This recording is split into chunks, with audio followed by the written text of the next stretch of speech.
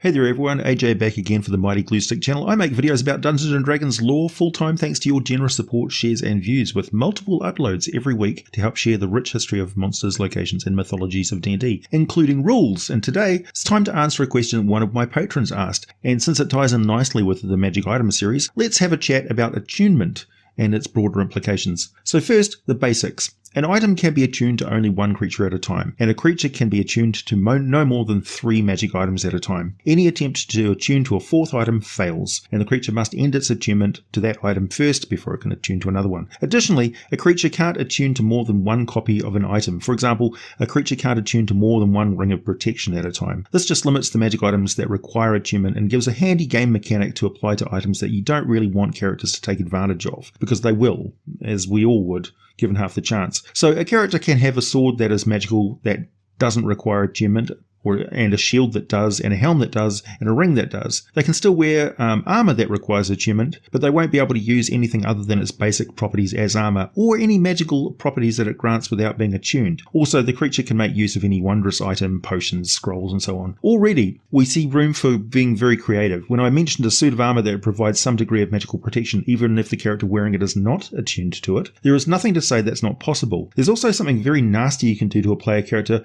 with a cursed magic item, and that you have it use up all 3 attunement slots until the character manages to rid themselves of the thing. Your players will absolutely flip the table if you rule that as soon as they equip that thing, the other items they're attuned to just stop working. And if this is any other curse effect, well, there may be threats to leave the game. If that happens, just blame me and assure them that there will always be some way to end this curse if they just trust you and carry on. Artifacts have a range of often random negative effects that they inflict on their users. I think being attuned, certainly attunement hogs in particular is a good example to add to the list of negative effects that an artifact can have. If your character, if your player is seriously considering ditching one item in order to use another, they are having a good time at the table, I assure you. Even if it does feel like torturous choices, there's a 100% chance that they are thinking about their character and the game, and that's very engaging. So another question is, can you have multiple ion stones? Yes, you can. Each type counts as a different magical item type, not a duplicate ion stone, unless they are exactly the same type of ion stone. So that's a specific example just to give you one. A character's attunement to an item ends if the creature no longer satisfies the prerequisites for the attunement. If they are a paladin of Suni, for instance, and they get hideously disfigured by a spray of acid to the face, Suni may actually revoke their paladin spellcasting powers until they can get that unsightly mess healed. It's just one of the fickle aspects of the goddess of beauty. However, technically, they're still a paladin, so if an item needs them to be a paladin, they're fine. If they need to be an elf and are transformed into an orc by a polymorph spell,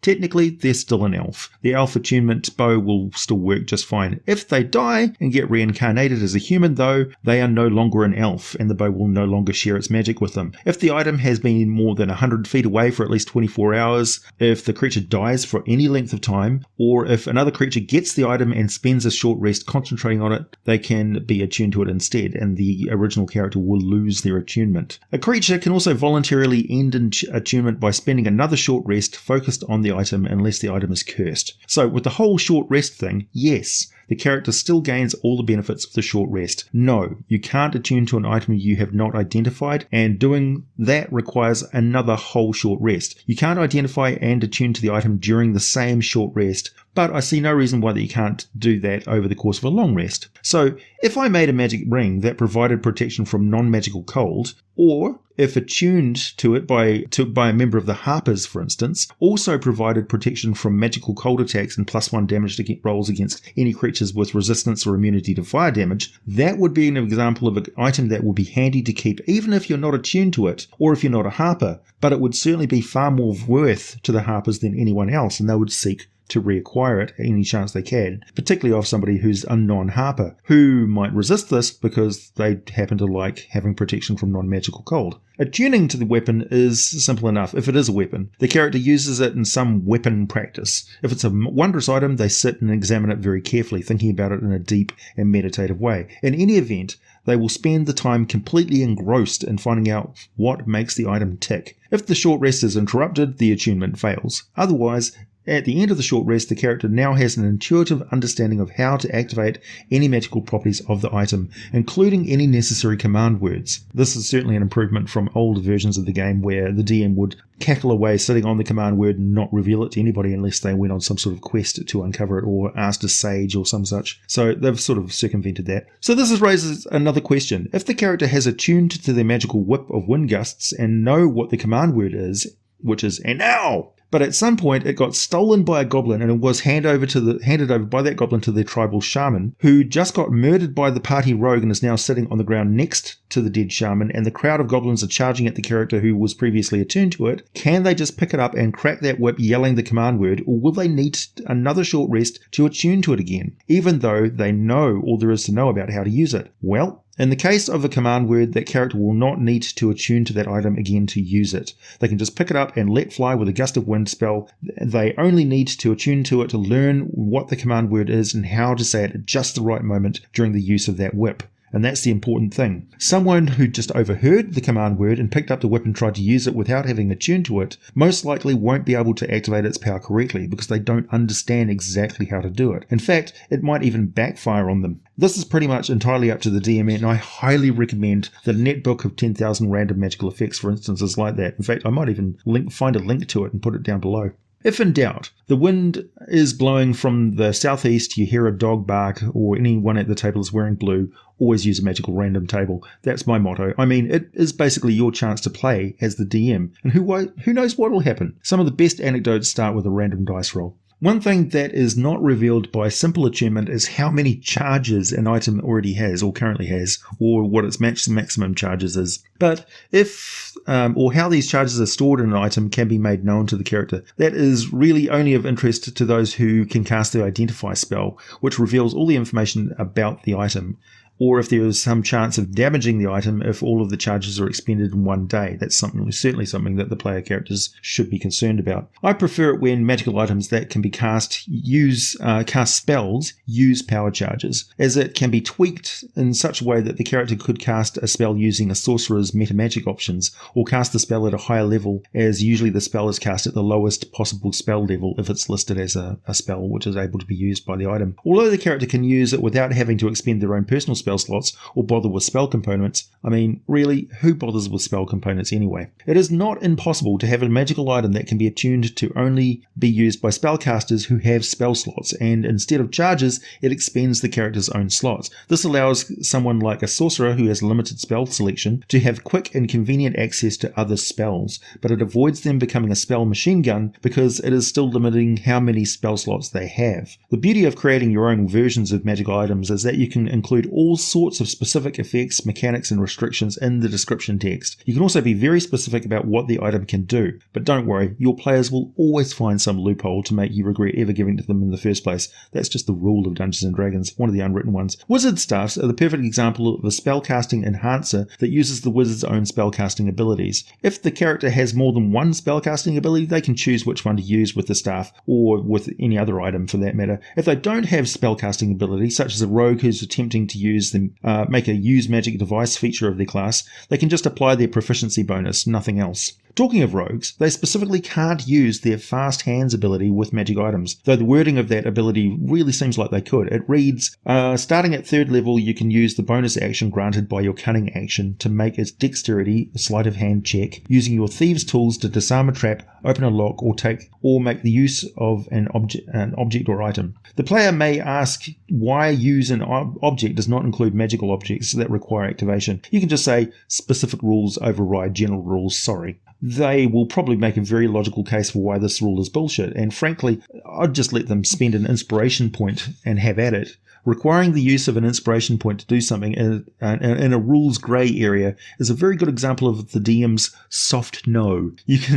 So you're saying not never, but you are saying yes, but you better be sure it's worth it. And it usually is if the player has to cross off anything on their character sheet, any sort of expendable thing. They'll think twice about using it. I like the idea of having alternate forms of the command to activate the item as well, particularly if it seems like a pain in the ass to the players, until it proves to be something tactically beneficial. An example is swapping a verbal command word to activate the item with something like cutting the character's hand, inflicting a single point of damage. Now imagine the enemies have cast cast a silent spell over the entire area, and the characters calmly slices a finger, activating the item anyway, and then throwing a fireball right into their shocked faces. It's totally worth it. Now imagine a blade of green infernal steel, blackened by heat, slicing through that finger, and the character wincing as they drain 1d6 hit points to cast a fireball, and spend a further 1d4 hit points to give it the empowered metamagic trait as they point the dagger and release the spell. I love the idea of magical items that literally drain the life from the character. There's a lot of that in movies and TV shows.